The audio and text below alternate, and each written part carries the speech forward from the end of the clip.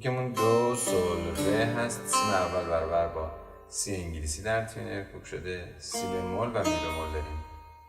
سکوت سول لا سی دو ری می ره راست چپ راست سول ره، تکرار میشه ری می ره سول ره ری می دو ره سی راست چپ راست راست ریز دو ره سی دو لا. بعد از چنگ های نقطه دار نقطه دولا چنگ چپ میخورن. سی دو لا سی سول سی لا سول لا فا لا سول سی لا سی سول لا فا لا سول. سکوت از ابتدا تکرار میشه. سول لا سی دو ری می ره سول ره ری می ره سول ره ری می دو ره سی دو ره سی دو لا سی دو لا سی سول سی لا سول لا فا لا سول سی لا سی سول لا فا لا سول سی لا سی سول لا فا لا سول. سول سی ره فا می ره سول سی ره فا می ره سی لا سول لا فا لا سول. سکوت سی لا سول لا فا لا سول. سول فا می ره، اینجا سول تریل میده به لا. سول فا می ره سول فا می ره ری می دو ره سی دو ره سی دو لا سی دو لا سی سول سی لا سول لا فا لا سول سی لا سی سول لا فا لا سول سی لا سی سول لا فا لا سول.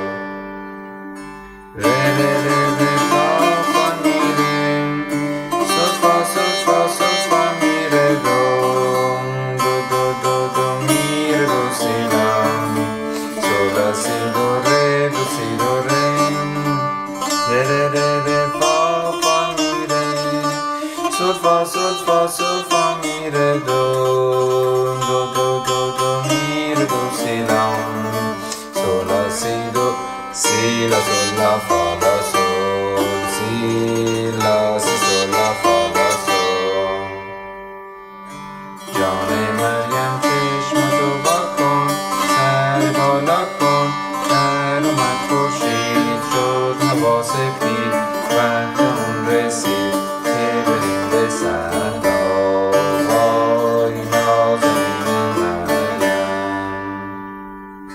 جان مریم چشماتو وا کن، منو صدا کن، بشیم روونه بریم از خونه، شونه به شونه به یاد اون روزها.